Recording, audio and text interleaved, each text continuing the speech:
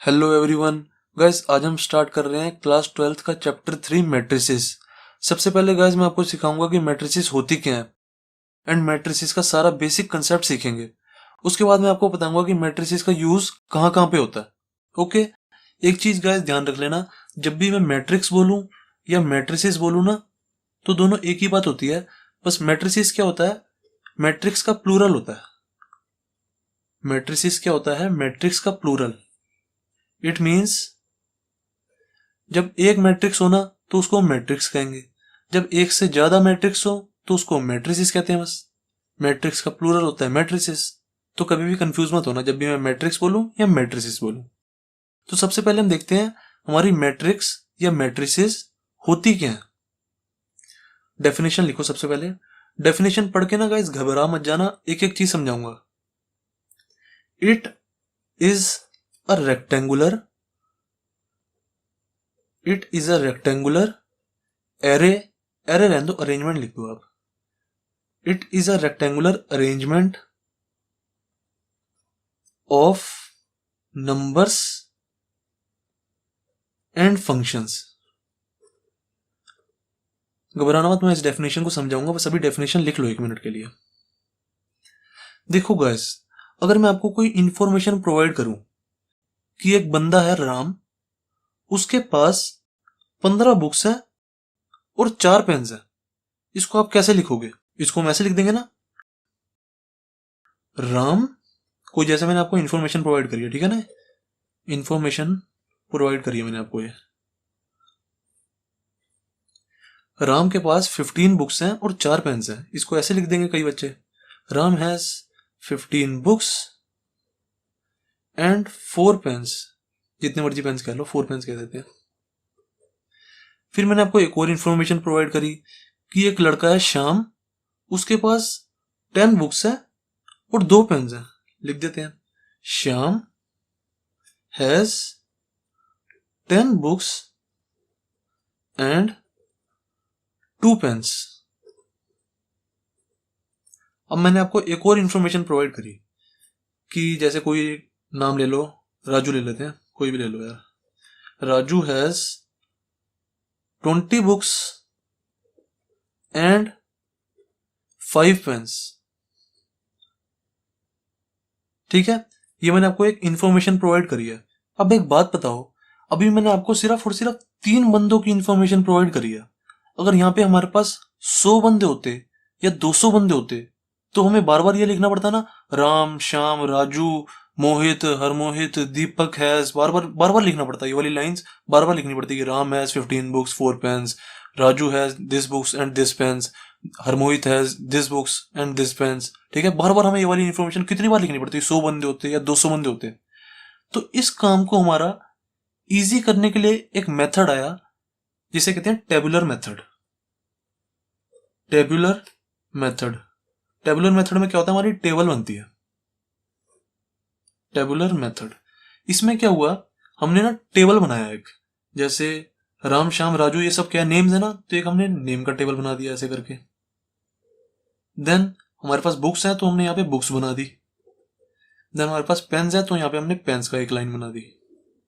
Okay, अब हम क्या करते थे, यहाँ पे नेम की लाइन में सिर्फ और सिर्फ नेम लिखते रहते थे, राम, श्याम, राजू, या और भी हो, दीपक, हरमोहित, जितने मर्जी हो सकते हैं। ठीक है, बुक्स की लाइन में हम सिर्फ बुक्स के जितने नंबर्स होते थे वो लिखते रहते थे। राम के पास कितनी बुक्स हैं, 15, तो यहाँ पे 15 लिख दिया। राम के पास 4 पेन्स है तो यहाँ पे 4 लिख दिया। श्याम के पास 10 बुक्स हैं तो 10 लिख दिया। यहाँ पे 2 पेन्स है तो यहाँ पे 2 लिख दिया। राजू के पास 20 बुक्स हैं और 5 पेन्स हैं। ऐसे देखो हमारा काम कितना ईजी हो गया। अगर यहाँ पे हमारे पास 100 या 200 या 400 बंदे होते तो हमें क्या करना है, बस हमने उसका नाम लिखना है और उसके बाद जो जो बुक्स हैं और जो पेन्स हैं बस वो यहाँ पे लिखते रहनी है। हमें बार बार ये पूरी लाइन लिखने की जरूरत नहीं है इतनी सारी। टेबुलर मेथड ने हमारा काम थोड़ा इजी कर दिया। ये जो गैस टेबुलर मेथड होता है ना, हम इसका डेली लाइफ में भी कितनी बार यूज करते हैं। जैसे आपको याद होगा, आपकी मम्मी कहती है कि मतलब कोई हिसाब बनाओ, या आपके पापा कहते हैं कि कोई हिसाब लिखो कि ये चीज इतने की आई। जैसे आपकी मम्मी कहती है कि ओनियन इतने का है, ये सब लिखो, ओनियन। ठीक है, ओनियन कितने का है, 20 रुपीज के। पोटैटो कितने का है, 30 रुपीज के। और ये सब कितने का है, जैसे और भी लिख लो, जैसे कैरेट कितने की आई, गाजर। कैरेट कितने की है, ये 50 रुपए की, और भी टोमेटो कितने का है, 60 रुपीज़ के। ये सब आप टेबल ही तो बनाते हो डेली लाइफ में, ये भी तो हमने टेबल ही बनाया। टेबुलर मेथड एक तरह से हमारा टेबल ही है। टेबुलर मेथड में हम टेबल बनाते हैं। अब आप गाइस एक बात बताओ, जैसे देखो मैंने आपको बताया टेबुलर मेथड क्या होता है, जो हमारी इंफॉर्मेशन होती है ना उसको छोटा करके लिख देता है, मतलब हमारा टाइम बचाता है। अब आप देखो, अगर जैसे आप बाजार से ओनियन लाए थे, पोटैटो लाए थे, कैरेट लाए थे, टोमेटो लाए थे, अगर आप इसको असली में जो इन्फॉर्मेशन थी वैसे लिखते तो कितना लंबा हो जाता है। ये देखो, I have bought onions in 20 rupees, ठीक है, ऐसे लिखते हैं I have bought potato in 30 rupees. कितनी सारी लाइनें लिखनी पड़ती ना हमें। तो टेबलर फॉर्म ने हमारा क्या किया, जो हमारी इंफॉर्मेशन थी ना बहुत ज्यादा, उसको छोटा करने में हमारी मदद की। देन आती है हमारी मैट्रिक्स। मैट्रिक्स में क्या होता है, मैट्रिक्स का सेम टू सेम टेबल जैसी ही होती है, बस मैट्रिक्स और टेबल में इतना ही फर्क होता है। मैट्रिक्स में ना हम सिर्फ और सिर्फ जो हमारा डाटा होता है ना सिर्फ वही लिखते हैं। जैसे सबसे पहले मैट्रिक्स का साइन बनाया, ये हमारी मैट्रिक्स का साइन है, ये उसके अंदर हम सिर्फ और सिर्फ डाटा लिख देते हैं, जैसे 15 10 20, 15 10 20, 4 2 5। एंड गाइस एक चीज ध्यान रख लेना, जैसे मैंने मैट्रिक्स को ऐसे स्क्वायर ब्रैकेट में बनाया ना, कई बार मैट्रिक्स को हम ऐसे भी बना सकते हैं। नीचे दिखेगा नहीं आपको, यही बना देता हूं, 15 10 20 4 2 5। हम इसको ये वाली ब्रैकेट्स में भी बना सकते हैं, ठीक है, चाहे इस वाली ब्रैकेट में बना दो चाहे इस वाली ब्रैकेट में बना दो। ज्यादातर हमारी एनसीईआरटी में ना ये वाली ब्रैकेट यूज होती है तो हम इसी में बनाते हैं, पर अगर इसमें भी बना दूंगा तो भी गलत नहीं है, टेंशन मत लेना, ये भी बिल्कुल सही है ब्रैकेट। मैट्रिक्स और टेबल में गैस इतना ही फर्क होता है, टेबल में हम पूरी डिटेल लिखते हैं कि राम के पास इतनी बुक्स हैं, इतने पेन्स हैं, श्याम के पास इतनी बुक्स हैं, इतने पेन्स हैं, पूरी डिटेल लिखते हैं हम टेबल में। मैट्रिक्स में क्या होता है, सिर्फ और सिर्फ हम डाटा लिखते हैं कि 15 books 4 pens, 10 books 2 pens, 20 book 5 pens. अब कई बच्चे कहेंगे सर आप ऐसे लिखते तो ज्यादा अच्छा लगता, हमें ज्यादा अच्छा समझ आता। जैसे आप ऐसे लिखते राम श्याम राजू 15 10 20 4 2 5। कई बच्चे कहेंगे सर अगर आप ऐसे लिखते तो हमें ज्यादा अच्छे से समझ आ जाता, पर मैं कहूंगा हम ऐसे लिख ही नहीं सकते। हमारी मैट्रिक्स की डेफिनेशन ये कहती नहीं है। मैट्रिक्स की डेफिनेशन क्या कहती है, it is a rectangular arrangement, ये एक रेक्टेंगुलर अरेंजमेंट है ऑफ नंबर्स एंड फंक्शंस। मतलब इसके अंदर ये जो ब्रैकेट है इसके अंदर हम सिर्फ और सिर्फ नंबर्स या फंक्शंस लिख सकते हैं। फंक्शन समझ गए ना, जो हमने लास्ट ईयर भी पढ़े थे क्लास 11th में। जैसे हम एफ एक्स को फंक्शन कहते हैं, किसी f x is equal to x square plus 2, ये हमारा एक फंक्शन हो गया। जैसे एफ वाई भी हो सकता है इसकी जगह, f y is equal to y plus 7, ये हमारा एक फंक्शन हो गया। एफ एक्स एफ वाई, ऐसे एफ जेड, ये हमारे सारे फंक्शन होते थे ना। तो हम यहाँ पे नंबर्स लिख सकते हैं और फंक्शन लिख सकते हैं। ऐसे किसी का नाम पता एड्रेस या ऐसा कुछ नहीं लिख सकते हम, ठीक है ना। मैट्रिक्स में सिर्फ और सिर्फ हमारे नंबर्स आते हैं और फंक्शंस आ सकते हैं, बस इसके अलावा कुछ नहीं आएगा। जैसे मैं आपको लिख के दिखा देता हूँ, नंबर मैंने लिख दिया 15 10 20, और फंक्शन यहाँ पे कोई लिख सकते हो, एफ एक्स लिख दो, एफ वाई लिख दो, या कोई और फंक्शन लिख लो, साइन एक्स लिख लो, ये भी हमारा एक फंक्शन ही तो होता है, f x is equal to sine x, ये भी हमारा एक फंक्शन है, ठीक है। बस इतना ही फर्क होता है हमारा मैट्रिक्स और टेबुलर मेथड में। मैट्रिक्स के बारे में गाइस थोड़ा सा और बताता हूँ मैं आपको। मैट्रिक्स में गाइस जो हमारी हॉरिजॉन्टल लाइंस होती है ना, आप सबको पता है ना हॉरिजॉन्टल लाइन और वर्टिकल लाइंस क्या होती हैं। हॉरिजॉन्टल लाइन वो लाइन होती है जो ऐसे लेटी हुई होती है, और जो वर्टिकल लाइन होती है ना वो ऐसे खड़ी होती है बिल्कुल स्ट्रेट। जो हॉरिजॉन्टल लाइंस होती है ना मैट्रिक्स में, उनको हम रोज कहते हैं। जैसे देखो, एक ये होगी, एक ये होगी रो, एक ये भी हमारी रो होगी, ये रो 1 होगी, ये रो 2 होगी, और ये हमारी रो 3 होगी, ठीक है। और मैट्रिक्स में हमारा क्या होता है, जो हमारी वर्टिकल लाइन होती है ना उसको हम क्या कहते हैं, कॉलम। जैसे यही 15 4 10 2 अगर मैंने ऐसे लिखा होता, 15 4 10 2 25, ये मेरी मैट्रिक्स थी जो ये वाली थी। अगर इसको मैं ऐसे देखता वर्टिकल लाइन की तरह, ये और ये ऐसे, तो ये हमारे क्या होते हैं, कॉलम्स। ये कॉलम 1 और ये कॉलम 2, ठीक है। अब ये जो हमारी मैट्रिक्स थी इसमें कितनी रोज थी, 3 रोज, 1 2 3। और ये जो हमारी मैट्रिक्स है इसमें कितने कॉलम्स है, एक कॉलम। कॉलम जब हमें देखना है ना तो हमने वर्टिकल लाइन देखनी है ऐसे स्ट्रेट। स्ट्रेट कितनी लाइन आ रही है, एक और ये 2। देखो यहाँ पे मैंने बताया आपको, एक और ये 2, ठीक है। कितनी रोज है इस मैट्रिक्स में, 3 रोज है और 2 कॉलम्स है। देखो मैं आपकी और थोड़ी सी प्रैक्टिस कराता हूँ इसमें। जैसे मैंने ये 2 मैट्रिसेस ले रखी हैं, ठीक है। इस वाली मैट्रिक्स में बताओ मेरे को कि इसमें कितनी रोज हैं और कितनी कॉलम्स हैं, आप सब बताओ। देखो रोज में हमने क्या देखना है, हॉरिजॉन्टल लाइन देखनी है, 1 2 3। कितनी रोज होगी इसमें, 3 रोज है, R1 R2 एंड R3, 3 रोज है। और कॉलम्स कितने हुए, कॉलम्स में हमें क्या देखना है, वर्टिकल लाइंस देखनी कितनी है, एक, दूसरा पेन ले लेता हूं, 1 2 3। इसमें कितने कॉलम्स है, 3 कॉलम्स है, C1 C2 C3, ठीक है। इसमें रोज भी 3 है हमारी और कॉलम्स भी 3 है। अब इस वाली मैट्रिक्स में बताओ मेरे को क्या होगा, कितनी रोज और कितनी कॉलम्स है। रोज में हमें देखना है हॉरिजॉन्टल लाइन, हॉरिजॉन्टल लाइन कितनी है, 1 और ये 2, तो कितनी रोज होगी, 2, R1 एंड R2। और कितने कॉलम्स है इसमें, देखो 1 कॉलम, 2 कॉलम, 3 कॉलम, ठीक है। कॉलम्स में हमें वर्टिकल लाइन देखनी है, तो कितने कॉलम्स है इसमें, 3। रो हमारी 2 है, कॉलम हमारे 3 है। ओके, मैं ना गाइस पहले आपको सारा मैट्रिसेस का ना बेसिक बता देता हूँ, मतलब सारा कंसेप्ट बता देता हूँ मैट्रिसेस का। फिर उसके बाद एंड में आपको ना यूजेस बता दूंगा मैट्रिसेस के। बेसिक्स ऑफ मैट्रिसेस स्टार्ट करते हैं। मैट्रिक्स में रो एंड कॉलम का कंसेप्ट मैंने आपको पहले ही बता दिया। अब और कंसेप्ट भी समझते हैं मैट्रिसेस के। ये कोई मैट्रिक्स है 2 3 6 5 7 9। इसमें नंबर ऑफ रोज कितनी होंगी, ये फर्स्ट रो, ये second row, R1 and R2। रोज कितनी है, 2। कॉलम्स कितने हैं, 1 कॉलम, 2 कॉलम, 3 कॉलम। कॉलम्स कितने हैं, 3 इज इक्वल टू 3। रो कितनी दी थी, 2। ओके, अब देखो जो गाइस हमारी मैट्रिसेस होती है ना, उसके अंदर जो हम ये डाटा भरते हैं, ये 2 3 6 5 7 9, इसको हम क्या कहते हैं, एलिमेंट्स। एलिमेंट्स कह लो या एंट्रीज कह लो, ज्यादातर हम एलिमेंट्स ही कहते हैं। जो ये 2 3 6 5 7 9 है ना, ये सारे हमारे क्या है, एलिमेंट्स। 2 3 6 5 7 9, और भी अगर कोई भी डाटा होता, इन सबको हम एलिमेंट्स कहते हैं, एलिमेंट्स हैं ये।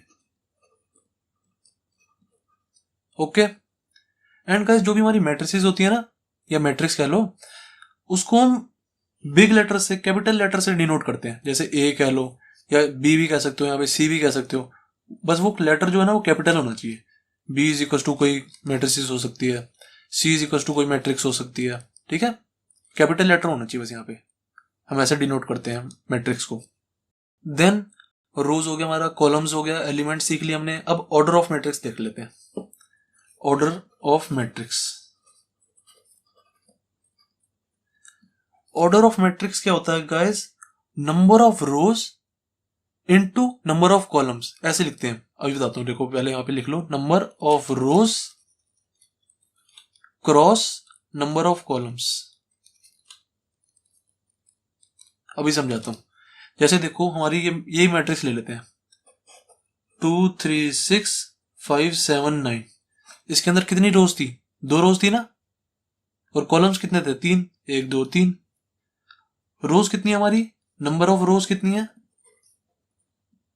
Is equal to 2। Number of columns कितने हैं, 3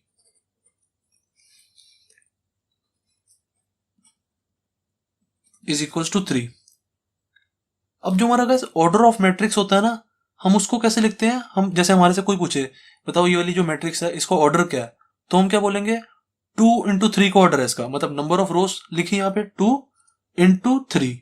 कभी भी इसको मल्टीप्लाई मत कर देना, 2 इंटू 3 इक्वल टू 6 मत लिख देना ऐसे कभी भी।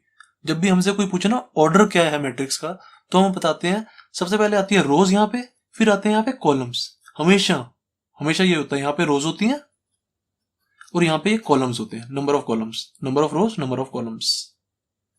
जब भी हमारे से कोई पूछे भाई बताओ ये कोई मैट्रिक्स लिखी है, इसको ऑर्डर क्या है, ऑर्डर ऑफ मैट्रिक्स क्या है ये वाली मैट्रिक्स का, तो हम क्या बोलेंगे 2 into 3 का ऑर्डर है इसका, या कई बार हम 2/3 भी कह देते हैं, उसमें कोई दिक्कत वाली बात नहीं है।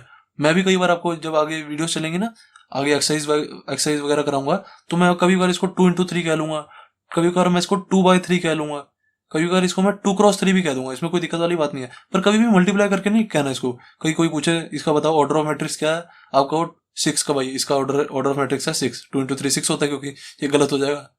इसको कभी भी मल्टीप्लाई नहीं करते हम, ये ऑर्डर है हमारा 2 into 3। जैसे कोई मैट्रिक्स है हमारी 3 5 7 9 1 2 8 5 6 1 2 3, ऐसे कुछ भी मैट्रिक्स है हमारी। अब बताओ मुझे इसका ऑर्डर ऑफ मैट्रिक्स क्या होगा, इसका ऑर्डर क्या होगा, मैं यहाँ पे बताओ क्या लिखूं, दिस क्रॉस दिस, यहाँ पे बताओ मैं क्या लिखूं, मेरे को सब बताओ। रोज मैंने आपको बताया सबसे पहले क्या आएंगे रोज, फिर क्या आएंगे कॉलम्स। इस मैट्रिक्स में रोज कितनी है, 1 2 3, 3 रोज है ना, देखो 1 2 3, तो यहाँ पे आ गए हमारे 3। कॉलम्स कितने इस वाली मैट्रिक्स में, 1 कॉलम 2 3 4, 4 कॉलम है ना। तो ये वाली मैट्रिक्स का ऑर्डर क्या है हमारे 3 into 4 या 3/4 भी कह लो, उसमें कोई दिक्कत वाली बात नहीं है, बस कभी मल्टीप्लाई मत करके मत कह देना। तो इस वाली मैट्रिक्स का ऑर्डर क्या है 3 into 4, दैट्स इट, ये होता है हमारा ऑर्डर ऑफ मैट्रिक्स। अब गाइस एक ना शॉर्ट तरीका है, अगर मेरे से कोई पूछे मेरे पास कोई मैट्रिक्स है 3x4 की, कोई मैट्रिक्स है मेरे पास, उसका ऑर्डर है = 3x4, कोई मेरे से ये पूछ रहा है, ठीक है। अब वो बोल रहा है बताओ कि इस वाली मैट्रिक्स में एलिमेंट्स कितने होंगे, हमें मैट्रिक्स नहीं दी हुई, ठीक है, कुछ भी नहीं दिया हुआ, बस उसने हमसे ये पूछा, ये बोल रहा है हमें मैट्रिक्स ऑर्डर ऑफ मैट्रिक्स है हमारा, या ऑर्डर ऑफ मैट्रिक्स लिख देना यार, मैट्रिक्स ऑर्डर लिख दिया मैंने, एक ही बात है। चलो ऑर्डर ऑफ मैट्रिक्स हमें दिया हुआ है 3x4, हमसे वो पूछ रहा है बताओ इसमें एलिमेंट्स कितने होंगे, जो मैट्रिक्स है इसमें एलिमेंट्स कितने होंगे बताओ। अब इसका एक शॉर्ट तरीका है, एक तरीका तो यह है एक एक एलिमेंट लिख के देख लो, पहली वाली रो में सारे एलिमेंट लिख दो, सेकंड वाली रो में एलिमेंट लिख दो, फिर थर्ड वाली रो में एलिमेंट लिख दो, फिर उसके नंबर ऑफ एलिमेंट्स निकालो, एक तरीका। तो ये तो बहुत लंबा तरीका है। अब हमें डायरेक्ट बताना है कि किसी को कितने एलिमेंट्स हैं इस वाली मैट्रिक्स में, वो क्या होता है 3 into 4 कर दो, 12 एलिमेंट्स होंगे इसमें। आप चाहे गिन के भी देख लो, जो ये 3x4 वाली मैट्रिक्स थी ना, इसमें देखो 12 एलिमेंट्स ही होंगे, 1 2 3 4, 4 और 4 कितने हो गए 12, 12 एलिमेंट्स है इस वाली मैट्रिक्स में। ऐसी देखो ये 2x3 वाली मैट्रिक्स थी हमारी, जो है इसका ऑर्डर 2x3 था ना, तो इसमें नंबर ऑफ एलिमेंट्स कितने होंगे आप खुद बताओ। मुझे समझ लो कि इन्होंने ये बोला हुआ है कि कोई मैट्रिक्स है उसका ऑर्डर 2x3 है, बताओ उसमें कितने एलिमेंट्स होंगे। अब मुझे इसको देख के पता लग जाएगा उस वाली मैट्रिक्स में 3 into 2 6 एलिमेंट्स होंगे भाई। एलिमेंट्स हम ऐसे निकाल सकते हैं मल्टीप्लाई करके, ठीक है। अब बताओ मेरे पास कोई 8x9 की मैट्रिक्स है, 8 into 9 की, इसमें एलिमेंट्स कितने होंगे, 8 को 9 से मल्टीप्लाई कर दो 72, इसके अंदर 72 एलिमेंट्स होंगे। पर अगर मेरे से कोई पूछे ऑर्डर क्या है, तो ऑर्डर में कभी मल्टीप्लाई मत कर देना, ऑर्डर क्या है मैट्रिक्स का 8x9 या 8 into 9 कह लो या 8/9 कह लो, एक ही बात है, ओके।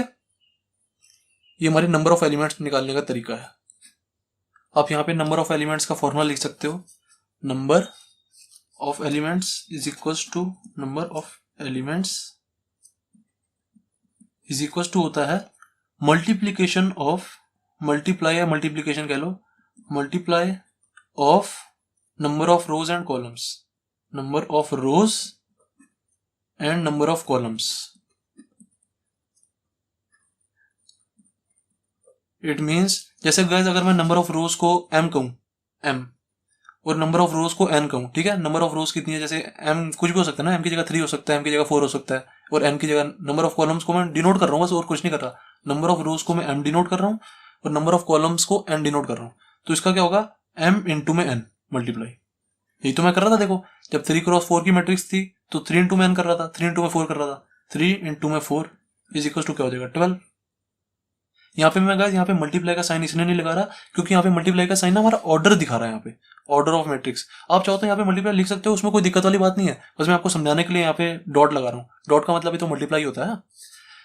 ऑर्डर ऑफ मैट्रिक्स का हमारा क्या फॉर्मूला हुआ, number of rose into number of columns, इसका मल्टीप्लाई कभी भी नहीं करना, मैंने आपको ये बताया। नंबर ऑफ एलिमेंट्स का हमारा क्या फॉर्मूला हुआ, नंबर ऑफ रोज इंटू में नंबर ऑफ कॉलम्स का मल्टीप्लाई करना है हमें, जो भी आंसर आएगा वो हमारे नंबर ऑफ एलिमेंट्स होंगे टोटल, ओके। एंड गाइस एक चीज की बिल्कुल टेंशन मत देना सर, आप इतनी मतलब गलत गंदा गंदा लिखते हो, गिचमिच करते हो, तो हमें तो सर ऐसे समझ नहीं आएगा। मैं ना गाइस आपको ना सारे नोट्स प्रोवाइड करवा देता हूँ। आप जाओगे ना, जब ये जो सब मेरे सारे नोट्स हैं ना, ये जो जितने भी सारे नोट्स हैं बिल्कुल आपको अच्छे लिखे हुए मिलेंगे। आप जब जाओगे ना, गूगल क्रोम खोलो या आपके फोन में कोई भी ब्राउजर हो ना वो खोलो, आप लिखो सब्जेक्ट टीचर डॉट इन, सही स्पेलिंग लिखना बिल्कुल भी, बिल्कुल सब्जेक्ट, कहीं भी स्पेस नहीं देना, कहीं भी स्पेस नहीं, सब्जेक्ट टीचर डॉट इन। जब ये वाली वेबसाइट खोलोगे ना अपने ब्राउजर में, तो एक राइट साइड में ना एक बटन बना आएगा या ऑप्शन होगा, उसमें लिखा होगा मेन्यू। उस मेन्यू पे क्लिक करोगे ना तो नीचे एक ऑप्शन आ जाएगा क्लास नोट्स का, क्लास नोट्स, उस पर आप क्लिक कर देना, आपको सारे के सारे मेरे नोट्स मिल जाएंगे। बहुत मतलब ये तो मैं बहुत गंदा गंदा समझा रहा हूँ ना, उसमें पूरा साफ साफ लिखा होगा मैंने, खुद मैं ही लिखता हूँ वो। ओके, जब आप मेन्यू पे क्लिक करोगे ना, एक ऑप्शन आ जाता है क्लास 11 नोट्स का, एक आ जाएगा क्लास 12 नोट्स का भी आ जाएगा, बहुत सारे ऑप्शन होते हैं, देख लेना अपने आप। ओके, अब गाइस देखते हैं अपना next topic, name of elements. जो हमारे मैट्रिक्स के अंदर एलिमेंट्स होते हैं सारे, उनको हम जनरली कैसे लिख सकते हैं। जैसे हमें यहाँ पे तो लेफ्ट साइड में हमें यहाँ पे तो एलिमेंट सारे दिए हुए थे, यहाँ पे 3 5 7 1 9 1 2 2, ये सारे एलिमेंट्स हमें दिए हुए थे ना। अगर हमें एलिमेंट्स ना दिए हो तो हम जनरली क्या लिख सकते हैं, देखो बताता हूँ मैं आपको। मान लो हमें जैसे 2x3 की मैट्रिक्स दी हुई है, हमें बोला हुआ कोई मैट्रिक्स है 2x3 की, ठीक है। इसके अंदर के हमें सारे एलिमेंट्स लिखने हैं जनरल फॉर्म में, तो हम कैसे लिखेंगे। एलिमेंट्स को लिखने का कैसे तरीका होता है, ए, हम स्मॉल ए डालते हैं, देन यहाँ पे इसके हल्के से पैर में, फुट पे यहाँ पे आई आता है, देन फिर जे आता है। देखो गैस आपने कई बार सुना होगा, देखा होगा, जैसे लिखा होता है 8 2 3 इज इक्वल्स टू 5 है, A1 2 इज इक्वल्स टू क्या है 8 है। इसका मतलब क्या होता है इस चीज का, इसका मतलब होता है, इसको देखते हमें पता है क्या पता लग रहा है, पहले वाले जो ये जो पहला वाला है ना 2, इससे पता लग रहा है कि ये सेकंड रो में है, जो ये हमारा एलिमेंट है ना, ये जो 5 है, ये सेकंड रो में है और थर्ड कॉलम में है। इस चीज से हमें रो पता लगता है और इस चीज से हमें कॉलम पता लगता है उसका। ये जो आई है हमारा, इसका क्या मतलब हुआ, विच रो, कौन सी रो है, विच रो। ये जो जे है हमारा, इससे क्या पता लगता है, विच कॉलम, ठीक है, विच कॉलम। जैसे देखो हमारा ये A12 है, इससे क्या पता लगेगा हमें, फर्स्ट रो सेकंड कॉलम में आता है ये 8। ओके, जैसे देखो अब मैं आपको लिखना बताता हूँ सबसे पहले। जैसे 2x3 की मैट्रिक्स है, इसके अंदर एलिमेंट्स कितने होंगे, सबसे पहले तो मुझे ये बताओ। 2x3 की मैट्रिक्स है तो एलिमेंट्स कितने होंगे, 6, 2 इंटू 3 6 होता है, क्योंकि अब मुझे इन 6 बॉक्सेस को भरना है। जैसे मान लो इसके अंदर मुझे एलिमेंट्स डालने हैं, तो क्या लिखूंगा मैं, मुझे ऐसे जनरल फॉर्म में लिखना है, जैसे A12 A23 A56 ऐसे लिखना है, ठीक है। अब बताओ इसके अंदर मैं क्या डालूं, ये रो 1 है, ये रो 2 है, ठीक है। ऐसे ही कॉलम्स लिख लो, ये हमारा फर्स्ट कॉलम है, कॉलम 1, ये कॉलम 2 है, ये कॉलम 3 है। ओके, अब बताओ लिखो, यहाँ पे लिखेंगे ए तो सबके साथ ही आएगा, सब में आएगा, स्मॉल ए सब में होता है वो, ये लिखने का हमारा तरीका होता है, स्मॉल ए में लिखते हैं हम सारे एलिमेंट्स को। देखो A11 हो जाएगा, देखो इसकी रो 1 है ना, ये वाला एलिमेंट देखो, ये कौन सी रो में है, ये वाला एलिमेंट फर्स्ट रो में है ना, तो फर्स्ट रो की जगह देखो आई की जगह मैंने 1 डाल दिया। इसका कॉलम क्या है, ये जो एलिमेंट है ये, इसका कॉलम क्या है, कॉलम भी 1 ही है इसका, तो क्या आ जाएगा A11, ठीक है। अब देखो कॉलम 2 पे आ जाओ, इस मतलब ये वाले एलिमेंट पे, ये वाले एलिमेंट की रो क्या है, फर्स्ट रो है और सेकंड कॉलम है, तो इसको मैं कैसे लिखूंगा, ये तो लिखना ही है, first row second column A12, सही है। अब ये वाला जो एलिमेंट है इसको कैसे लिखूंगा, first row third column A13, सही है कि नहीं है। अब इस वाले एलिमेंट पे आ जाओ, इसकी रो देखो क्या है, सेकंड रो है और कॉलम 1 है, हमेशा रो पहले आएगी, रो क्या है 2 2, देन कॉलम क्या है फर्स्ट A21। ऐसी देखो ये वाला एलिमेंट देखो, इसकी रो क्या है सेकंड, कॉलम क्या है सेकंड, तो A22, ये क्या हो जाएगा A23, second row third column. अब ऐसे ही अगर हमें 3x4 की मैट्रिक्स दी होती, तो बताओ मुझे कैसे लिखते? 3x4 की 3x4 से हमें क्या पता लगता है?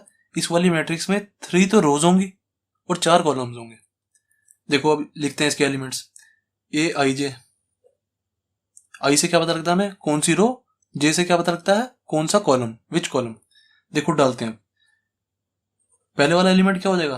रो 1 है ना। देखो ये रो 1 है, ये रो 2 है, ये रो 3 है। यहाँ पे कॉलम्स भी लिख देता हूँ मैं आपको। Column 1, column 2, column 3, column 4। ठीक है, 4 कॉलम्स है ना इसमें। अभी मैं शुरुआत में आपको इसलिए लिखवा रहा हूँ ताकि आपको थोड़ी प्रैक्टिस हो जाए। जब आपको प्रैक्टिस हो जाएगी ना तो ये R1, R2, R3, C1, C2, C3, C4 ये लिखने की आपको कोई जरूरत नहीं है। आप डायरेक्ट लिखा करोगे, खुद देख लेना। जैसे देखो, अब हमें ये वाला एलिमेंट लिखना है पहले वाला, तो क्या लिखूंगा? रो 1 कॉलम 1 है ना, तो A11। अब ये वाला एलिमेंट लिखना है मुझे यहाँ पे, तो इसका रो 1 है कॉलम 2 है, तो A12। सबसे पहले रो आएगी फिर कॉलम आएगा। फिर इसका क्या लिखेंगे? यहाँ पे जो एलिमेंट आएगा A13, ये वाला एलिमेंट A14 हो जाएगा। अब ऐसे ही देखो, ये वाला एलिमेंट यहाँ पे जो एलिमेंट होगा उसको क्या लिखेंगे? रो क्या है सेकंड, कॉलम क्या है फर्स्ट, तो 2 1।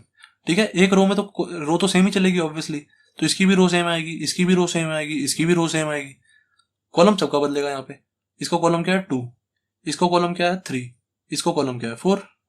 अब देखो यहाँ पे हमारी थर्ड रो आ गई, तो A3 तो यहाँ पे सबके साथ लिख ही दो। देन कॉलम सबके बदल जाएंगे। ये फर्स्ट कॉलम में है, ये देखो ये सेकंड कॉलम में है, ये थर्ड कॉलम में है, ये फोर्थ कॉलम में है। ओके, यहाँ पे हमेशा रो आएगी, सबसे पहले हमेशा रो चलती है और सेकंड नंबर पे हमेशा हमारा कॉलम चलता है। ओके, अब गाइस देखते हैं जो हमारी मैट्रिसेस होती हैं वो किस किस तरह की होती हैं। Types of matrices. सबसे पहले देखते हैं रो मैट्रिक्स।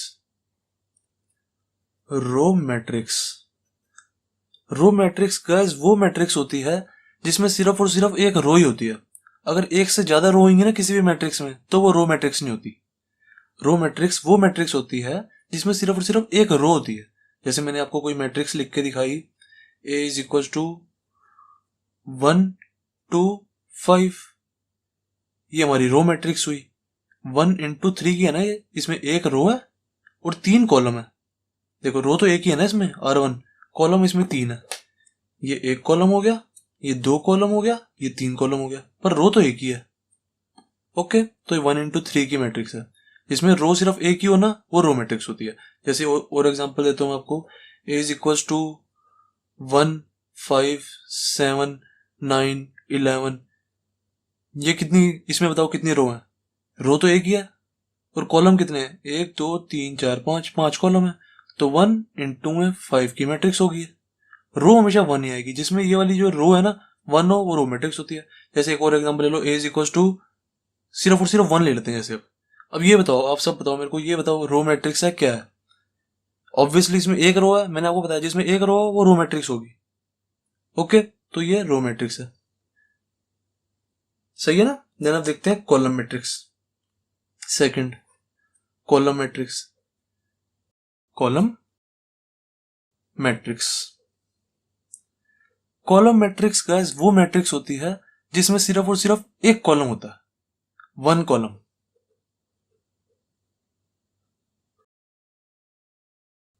और इसमें क्या होती थी? 1 रो। यहां पे लिख देता हूं साथ में, 1 रो। जिसमें एक रो हो वो रो मैट्रिक्स, जिसमें 1 कॉलम हो वो कॉलम मैट्रिक्स। जैसे एग्जांपल दे देता हूं आपको, A इज इक्वल टू 1 2 5।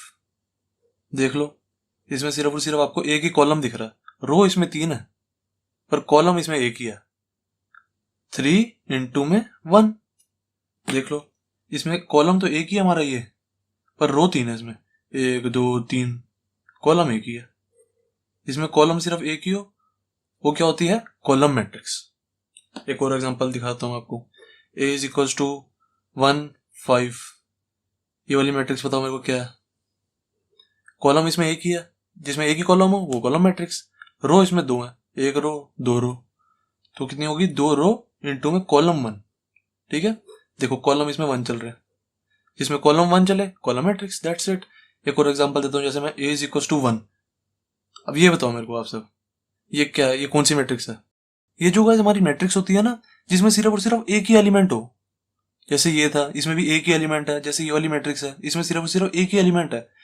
ये वाली जो मैट्रिक्स होती है ना गाइस, ये सब कुछ होती है। ये आपकी रो मैट्रिक्स भी होती है, कॉलम मैट्रिक्स भी होती है, स्क्वायर मैट्रिक्स भी होती है, डायगोनल मैट्रिक्स भी होती है। अभी आप पढ़ोगे square and diagonal matrix, tension मत लो। जो ये वाली मैट्रिक्स होती है ये सब कुछ होती है। अब जैसे देखो, इस वाली मैट्रिक्स को आप क्या लिख सकते हो, इसमें एक ही रो है, एक ही कॉलम है, रो भी इसमें एक ही है, कॉलम भी इसमें एक ही है, तो 1 into 1 लिखेंगे इसको। अब देखो, जब मैंने आपको बताया था, जब भी एक रो हो उसको रो मैट्रिक्स कहते हैं, जब भी एक कॉलम हो तो उसको कॉलम मैट्रिक्स कहते हैं। इट मीन्स जो ये वाली मैट्रिक्स है ये रो मैट्रिक्स भी है और कॉलम मैट्रिक्स भी है, दोनों है। ओके, देन थर्ड पे आते हैं स्क्वायर मैट्रिक्स। ये तो बहुत इंपॉर्टेंट मैट्रिक्स है, हर जगह दिखेगी आपको, कहीं जान नहीं छोड़ेगी आपकी। जो स्क्वायर मैट्रिक्स है ना, ये आप चाहे इंजीनियरिंग कर लो, आगे जितना मर्जी पढ़ लो, स्क्वायर मैट्रिक्स तो आएगी ही आएगी। स्क्वायर मैट्रिक्स गाइस वो मैट्रिक्स होती है जिसमें number of rows is equal to होते हैं नंबर ऑफ कॉलम्स के। Number of rows is equal to number of columns. Okay, columns. अगर मैं नंबर ऑफ रोज को m कह लूं, m, और नंबर ऑफ कॉलम्स को n कह दूं, तो m is equal to n हो गया ना। इट मीन्स, मतलब मैं शॉर्ट फॉर्म में बता रहा हूं, इसमें स्क्वायर मैट्रिक्स में m is equal to n होता है ऑलवेज। ठीक है, नंबर ऑफ रोज को हम जनरली m से डिनोट करते हैं, नंबर ऑफ कॉलम्स को जनरली हम n से डिनोट करते हैं। ठीक है, इसलिए मैंने यहाँ पे लिखवा दिया m is equal to n। Square matrix में हमेशा हमारा m is equal to n होता है ऑलवेज। इट मीन्स, जैसे देखो मैंने कोई मैट्रिक्स लिखी, a इज इक्वल टू 1 2 3 4, ये कोई मैट्रिक्स लिखी मैंने। देखो इसमें नंबर ऑफ रोज भी 2 है। ये देखो इसमें दो ही रोज है हमारी, एक रो, दो रो, रो 1 रो 2, दो रोज है ना इसमें। और कॉलम्स भी देख लो हमारे दो हैं, एक कॉलम दो कॉलम, कॉलम 1 कॉलम 2। सही है ना, तो लिख दो यहाँ पे 2 into 2 की मैट्रिक्स है। It means m into n है ना, देख लो m और n, number of rows number of column same है।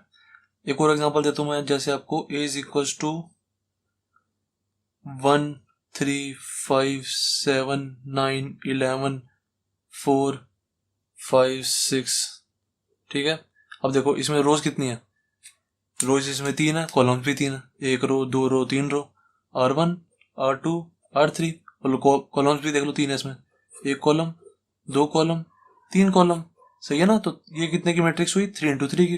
रोज भी 3 है इसमें, कॉलम्स भी 3 है, C1 C2 C3, तो 3 into में 3 की मैट्रिक्स होगी।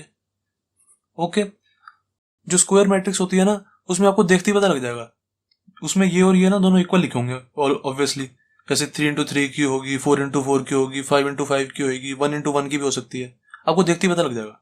जैसे देखो एक और एग्जांपल देता हूँ, a इज इक्वल टू 1 का, जैसे यही 1 की जगह इस बार 2 ले लेते हैं। देखो इसमें देखो नंबर ऑफ रोज भी 1 है, नंबर ऑफ कॉलम्स भी 1 है, 1 into 1 की मैट्रिक्स है ना ये। दैट्स इट, तो ये भी स्क्वायर मैट्रिक्स हुई हमारी। ओके, समझ आ गई ना। अब गाइस नेक्स्ट देखते हैं डायगोनल मैट्रिक्स।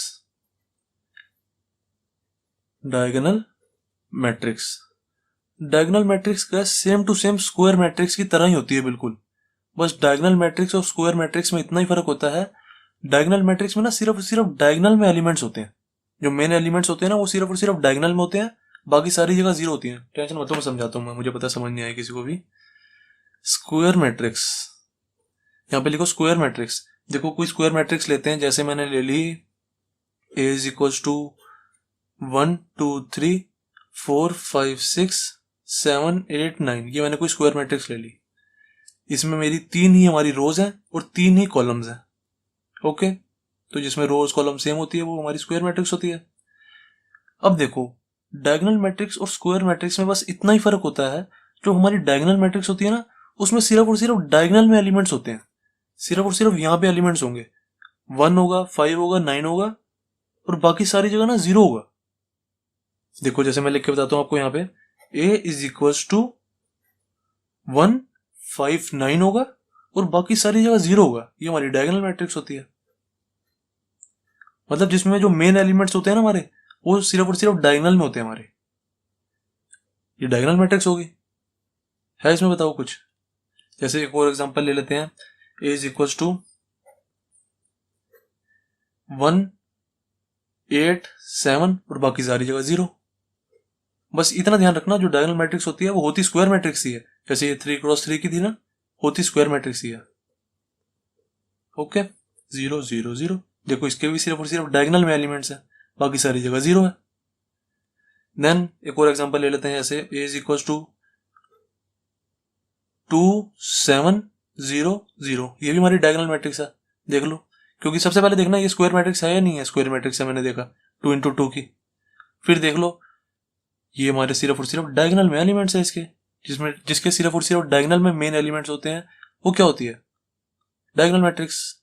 ओके, देन देख लेते हैं एक वो वाला एग्जांपल भी करा देता हूँ आपको, जिसमें 1 इंटू 1 की थी मैट्रिक्स। ये तो मैंने आपको बताया, ये तो सब कुछ ही होती है। जैसे इसमें 2 ले दिया मैंने, और ये 1x1 की मैट्रिक्स है। ये जो बेचारी हमारी 1x1 वाली मैट्रिक्स है, ये सब में घुस जाती है, ये सब कुछ ही है। ठीक है, इसका कोई नहीं है बेचारी का, सब में घुस जाती है ये। जिसका कोई नहीं होता उसका भगवान होता है, इसलिए सब में ले लेते हैं हम इसको। ओके, देन फिफ्थ देख लेते हैं, जो भी डायगोनल होगी, स्क्वायर होगी। देन देख लेते हैं स्केलर मैट्रिक्स। वैसे ये जो डायगोनल मैट्रिक्स है, जो स्केलर मैट्रिक्स है ना, ये आपको कोई ज्यादा काम नहीं आएगी। बस आपको कई बार डेफिनेशन पूछी हो 1 नंबर में या हाफ नंबर में, तब बस बता सकते हो, ये ज्यादा काम नहीं आती।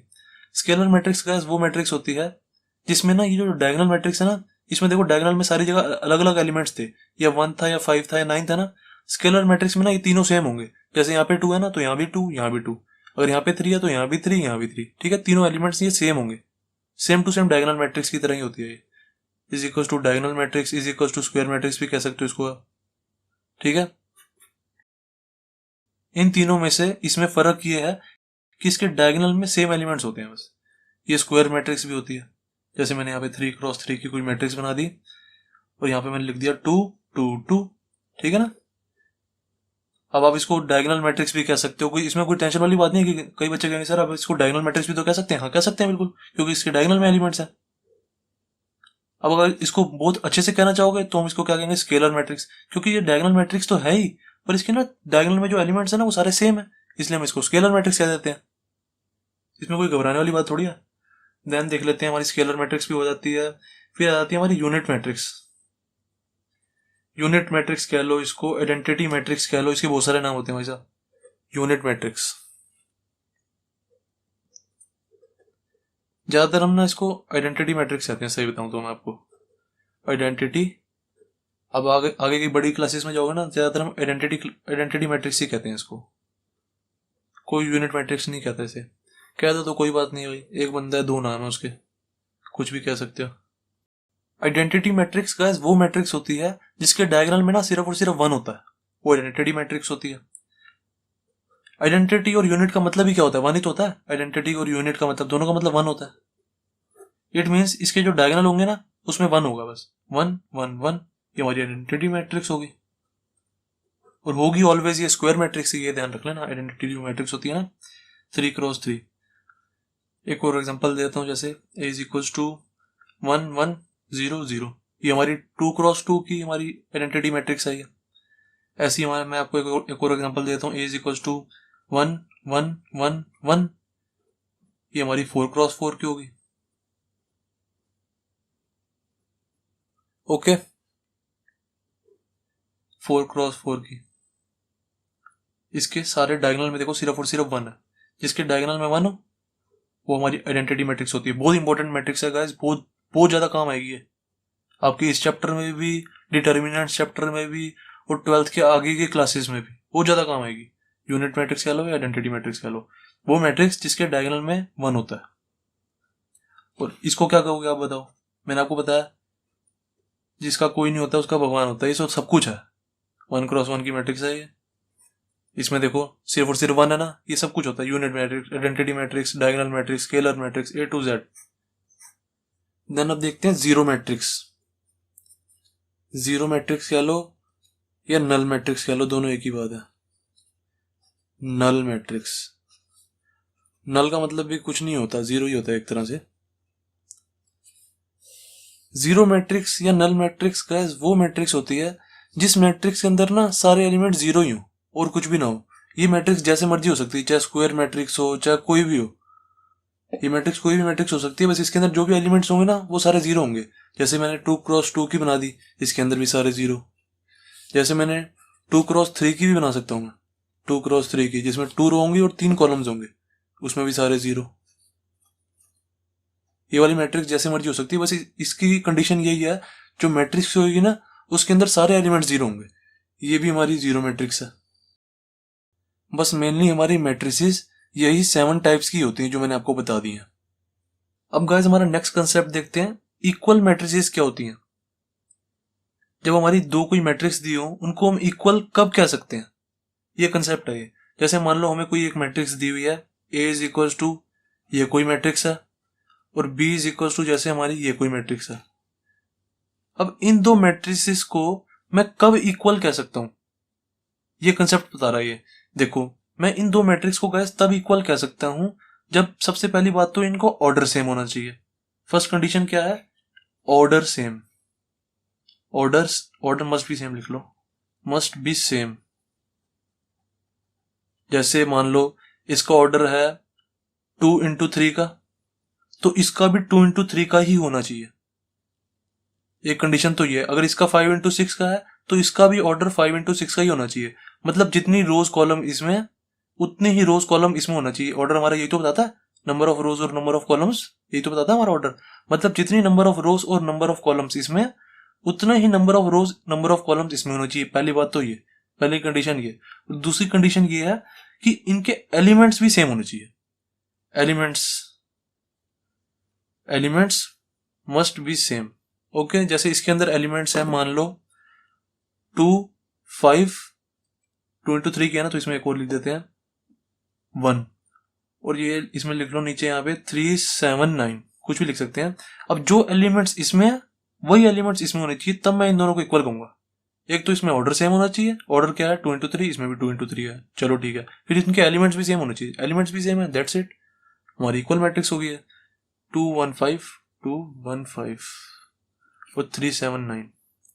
इसके अंदर भी एलिमेंट सेम है, इसके अंदर भी एलिमेंट सेम है। एक और एग्जांपल ले देता हूं मैं, जैसे आपको एक और एग्जांपल है, जैसे 2, 7, 8, 6, 1, 2, 3, 4, ये कोई मेरी मैट्रिक्स है। अब मैंने कोई भी ऐसी मैट्रिक्स लेनी है जो इसके इक्वल है, कैसे लूंगा मैं, सेम टू सेम, बिल्कुल ये डिट्टो मैट्रिक्स होनी चाहिए। 2, 7, 8, 6, 1, 2, 3, 4, ये हमारी इक्वल मैट्रिक्स है। देखो इसमें भी ये कितने की है, 2x4 की, ये भी 2x4 की है। अब मैं आपको एक क्वेश्चन बता रहा हूं, ये क्वेश्चन करके बताओ मेरे को। जैसे मैंने कोई मैट्रिक्स ली, A is equal to X, Y, Z, A, ठीक है, और मैंने कोई B मैट्रिक्स ली, B इज इक्वल टू 1, 2, 3, 4। अब मुझे इसका आंसर बताओ। मैंने आपको कंडीशन दे दी कि ये दोनों मैट्रिक्स ना इक्वल है, मैंने आपको कंडीशन दे दी है कि ये दोनों मैट्रिक्स इक्वल है।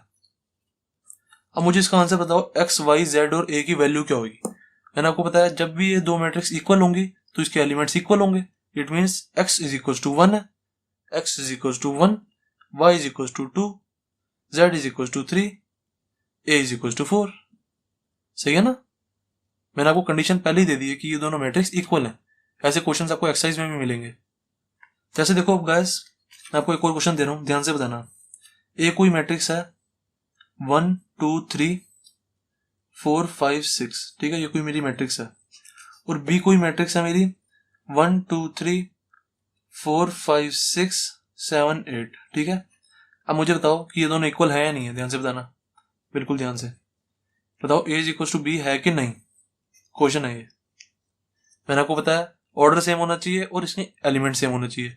देखो ना इसका ऑर्डर सेम है ना इसके एलिमेंट सेम है। इसका ऑर्डर क्या है 2x3 का, इसका ऑर्डर क्या है 2x4 का।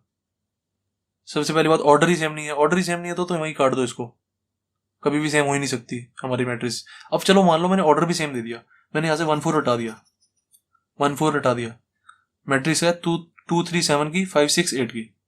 अब देखो इनका ऑर्डर सेम है 2x3 की, ये भी 2x3 की।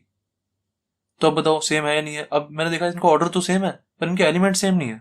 जैसे देखो यहाँ पे 1 है तो इसका यहाँ पे 1 ही होना चाहिए, यहाँ पे 4 है तो इसका यहाँ पे भी 4 ही होना चाहिए, यहाँ पे 2 है तो इसका यहाँ पे भी 2 होना चाहिए, यहाँ पे 5 है तो इसका यहाँ पे भी 5 ही होना चाहिए, तब ये मैट्रिक्स इक्वल होगी। अगर यहाँ पे 3 है तो यहाँ भी 3 होना चाहिए, यहाँ पे 6 है तो यहाँ भी 6 होना चाहिए, ठीक है। तो ये इक्वल मैट्रिक्स नहीं है।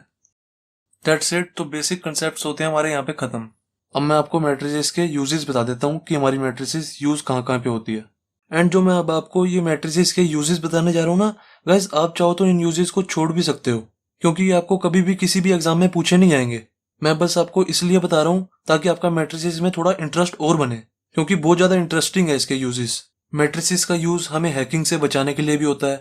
मैट्रिसेस का यूज गेम्स में भी होता है, गेम्स के ग्राफिक्स बनाने में। ये यूजेस आपको कभी भी एग्जाम में नहीं पूछे जाएंगे, तो आप चाहो तो छोड़ भी सकते हो। अगर करोगे तो बहुत अच्छी बात है, आपका इंटरेस्ट और बनेगा मैट्रिसेस में। जिसको ये यूजेस नहीं करने वो यहाँ पे छोड़ दो। नेक्स्ट क्लास में एक्सरसाइज 3.1 के क्वेश्चन स्टार्ट करेंगे हम। अब देखते हैं गाइस कि मैट्रिसेस कहाँ कहाँ पे यूज होती है।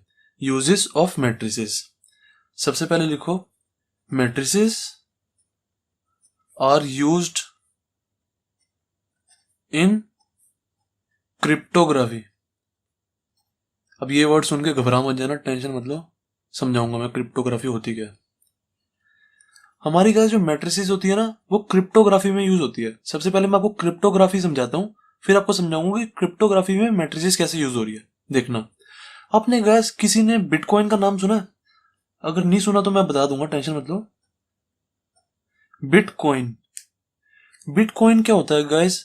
ये ना एक डिजिटल करेंसी है। जैसे आपने जो हमारी जेब में पैसे पड़े होते हैं उसको आप छू सकते हो ना, जो हमारी जेब में पैसे पड़े होते हैं उसको आप छू सकते हो, वो होती है हमारी फिजिकल करेंसी, जिनको हम छू सकते हैं।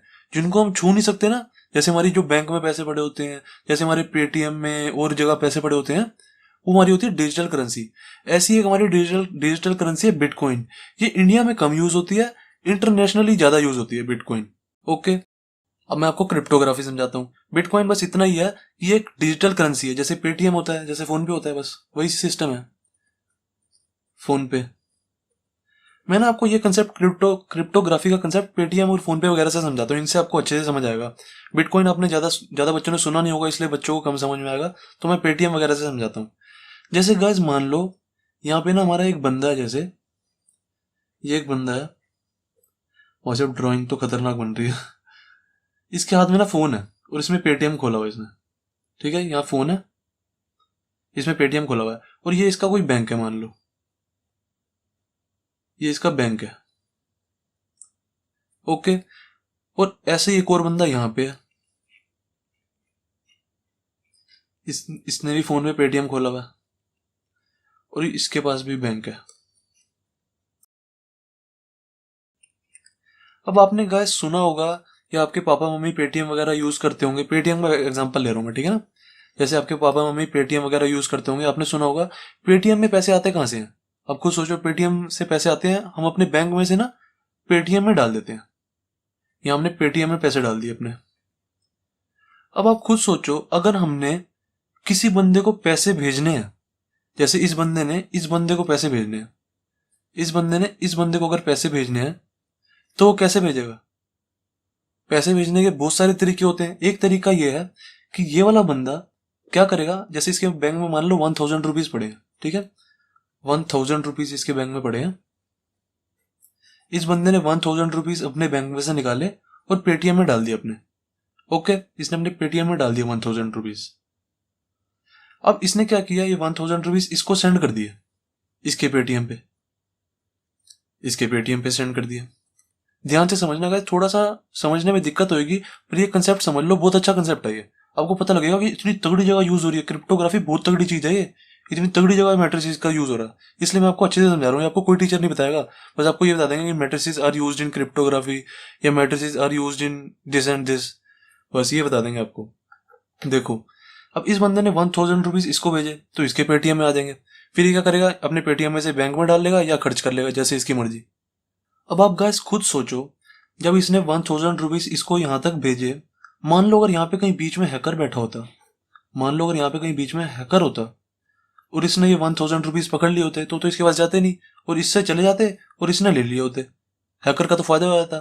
तो हम क्या करते हैं, जो ये 1000 रुपीज हम भेज रहे हैं ना, ये 1000 रुपीज नहीं भेजते हम क्या करते हैं, इसकी एक इंफॉर्मेशन भेजते हैं।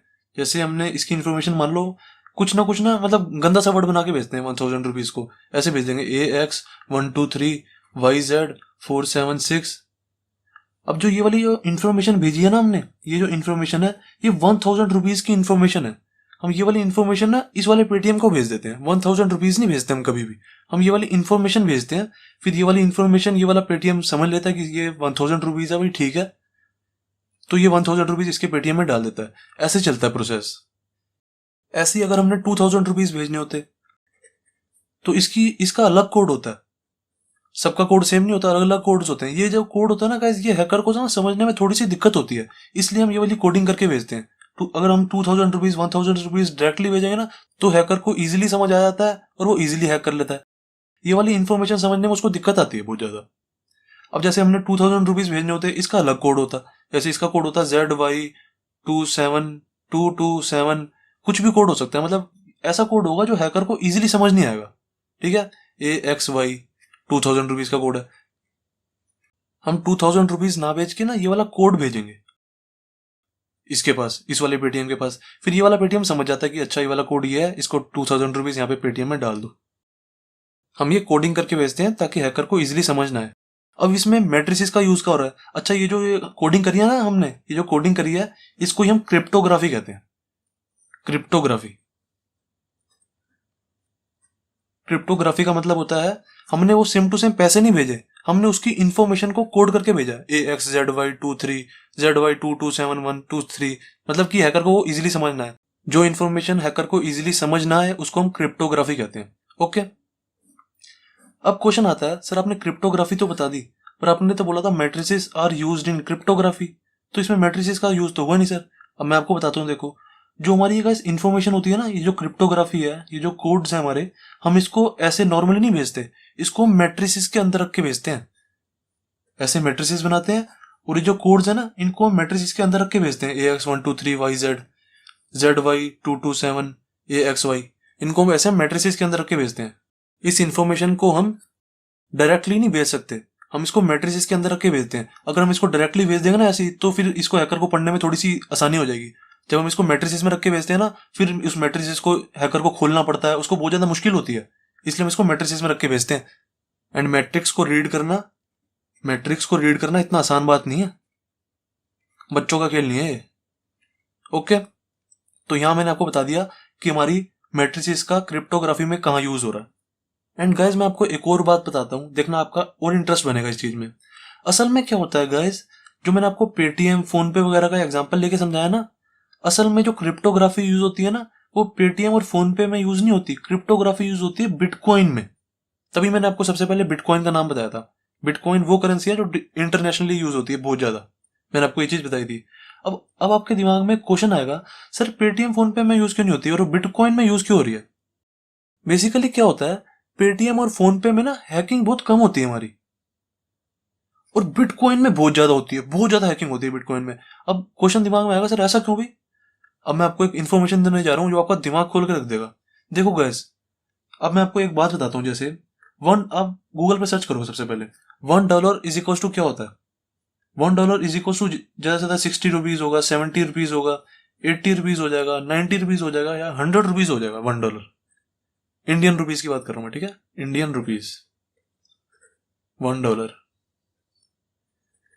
अब अगर मैं आपको बताऊं एक बिटकॉइन की वैल्यू, देखना आपका दिमाग खुल जाएगा, तभी इसमें हैकिंग ज्यादा होती है, बहुत ज्यादा। 1 बिटकॉइन की वैल्यू पता है क्या है? 1 बिटकॉइन की वैल्यू होती है 7 लाख रुपीज, भाई साहब 7 लाख रुपए। अब बताओ हैकर इसको चुराएगा, हमारे रुपीज को चुराएगा, या 1 बिटकॉइन को चुराएगा? ऑब्वियसली बिटकॉइन को ही हैक करेगा ना वो, क्योंकि यहाँ पे फायदा बहुत ज्यादा है। मैं ऐसा नहीं कह रहा कि पेटीएम फोन पे में हैकिंग नहीं होती, पर बहुत कम होती है, बहुत ज्यादा कम। यहाँ पे बहुत ज्यादा होती है बिटकॉइन में। अब गाइस आप खुद सोचो, अगर कोई हैकर है, उसने एक बिटकॉइन एक दिन में हैक कर लिया, एक बिटकॉइन अगर एक दिन में हैक कर लिया तो उसका कितने का फायदा है? 7 लाख रुपीज का। एंड अगर 3-4 बिटकॉइन उसने कर लिए, 4 बिटकॉइन उसने हैक कर लिए, तो भाई वो लखपति करोड़पति बन जाएगा। खुद सोचो आप। इसलिए यहाँ पे क्रिप्टोग्राफी तो बहुत ज्यादा जरूरी है, मस्ट है बिटकॉइन में। तो समझ आ गया ना आपको मैट्रिक्स का यहाँ पे कहाँ यूज हो रहा है? आपके पैसे हैक होने से बचा रहा है यहाँ पे मैट्रिक्स, देख लो कितना तगड़ा काम कर रहा है। अब सेकंड यूज देखते हैं गाइस मैट्रिसेस का। सेकंड यूज और भी इंटरेस्टिंग है। Matrices are used in games also, used in games, हाँ भाई पबजी वालों आ जाओ सारे, पबजी फोर्टनाइट वाले सारे आ जाओ, एसफॉल्ट 8, जितनी भी सारी गेम्स है ना उन सब में हमारा मैट्रिसेस का यूज होता है। जो मर्जी गेम्स ले लो, पबजी ले लो, एसफॉल्ट 8 ले लो, काउंटर स्ट्राइक ले लो, फोर्टनाइट ले लो, जितनी भी गेम्स हैं सब में हमारा मैट्रिसेस का यूज होता है। कैसे होता है अब मैं आपको बताता हूँ। देखो, आपको गाइस शायद पता होगा या नहीं भी पता होगा, मैं आपको बताता हूँ। दुनिया में गाइस जितनी भी फिगर्स है ना, जितनी भी फिगर्स, जितनी भी मतलब शेप्स आपको नजर आ रही हैं आपके आसपास, वो सब ना इक्वेशन से बनती हैं, इक्वेशन से। जैसे देखो, अगर मुझे कोई ट्रायंगल बनाना है, अगर मुझे जैसे कोई ट्रायंगल बनाना है तो मैं क्या करूंगा, ट्रायंगल में क्या है, हमारी 3 लाइंस है ना, 3 लाइंस। अब एक लाइन की इक्वेशन क्या होती है सबको पता है, a x plus b y plus c is equal to 0, ये हमारी इक्वेशन ऑफ लाइन होती है ना, इक्वेशन ऑफ लाइन है। अब मुझे ट्रायंगल बनाना है तो मैं 3 इक्वेशन को जोड़ दूंगा, 3 इक्वेशन ऑफ लाइन को जोड़ दूंगा तो मेरा ट्रायंगल बन जाएगा। ऐसी हमारी बहुत सारी शेप्स बन सकती हैं। अब जैसे सर्कल है, सर्कल है, सर्कल की तो इक्वेशन हमें पता ही है, एक्स माइनस एच का square plus y minus k का square is equal to r का स्क्वायर। अभी आपको इक्वेशन से कोई मतलब लेना देना नहीं है, मैं आपको बस वैसे ही बता रहा हूँ, is equal to r square. तो देखो गाइस, जितनी भी हमारी गेम्स होती है ना उन सब में क्या होती है, फिगर्स होती हैं। जैसे कोई आदमी बना रहा है, आदमी बनेगा किससे, सोचो ना, आदमी, वो आदमी बना कैसे होगा। उसके ऊपर जैसे अगर उसका मुंह बनाना है, फेस बनाना है, तो हम ऐसे सर्कल बनाएंगे। अब उसको सर्कल को थोड़ा इधर उधर मोड़ना है तो उसकी और कुछ होता है प्रोग्रामिंग।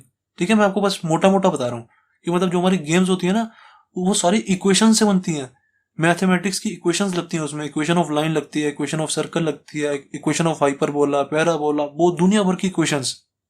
जैसे अगर आप कोई गेम खेलते हो उसमें घर भी बने आते हैं, बहुत सारी चीजें बनी आती है। जैसे घर बनाता है मान लो, तो घर कैसे बना होगा, जैसे मान लो हट बनी हुई है, तो हट कैसे बनेगी, देखो उसमें क्या है, ट्रायंगल है ऊपर, नीचे क्या है, रेक्टेंगल है, इनकी इक्वेशन लग जाएगी, ट्रायंगल की इक्वेशन लग जाएगी, रेक्टेंगल की इक्वेशन लग जाएगी। फिर यहाँ पे ये क्या हो जाएगा, यहाँ पे जैसे पैरेललोग्राम बन गया, पैरेललोग्राम की इक्वेशन लग जाएगी। यहाँ पे फिर जैसे ये स्क्वायर बन गया तो स्क्वायर की इक्वेशन लग जाएगी। इन सबको जोड़ दिया तो हट बन जाएगी। तो ऐसे गेम्स बनती है हमारी, गेम्स में भी हमारी इक्वेशंस का यूज होता है सारी।